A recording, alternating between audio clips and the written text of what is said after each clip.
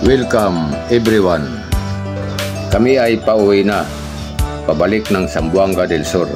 Sasadyain natin dadaan sa sentro ng siyudad ng Tangub City.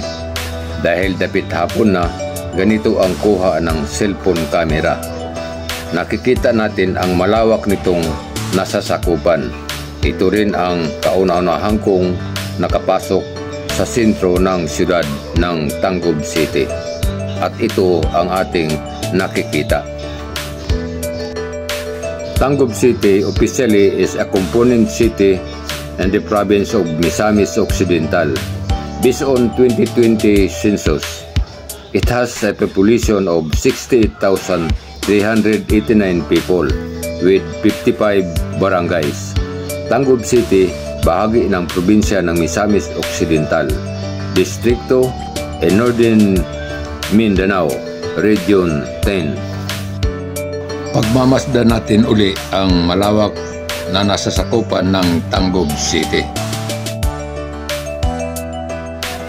Nakikita natin sa may dulo ang diversion road ng siyudad, ang National Road.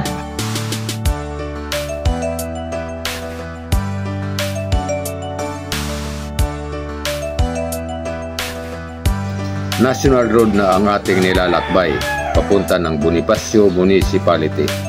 Province pa rin ng Misamis Occidental.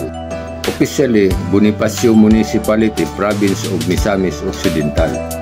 Based on 2020 census, it has a population of 34,558 people with 28 barangays. And the Northern Mindanao, Distrito of Misamis Occidental, Region 10.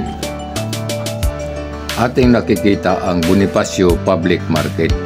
Ang sentro ng municipality nakikita lang mula ng National Road.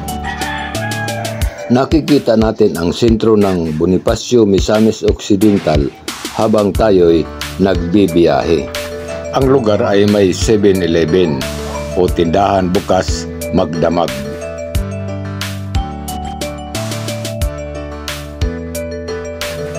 At malapit na tayo sa area of responsibility of Zamboanga del Sur.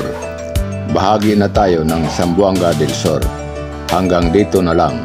Salamat po.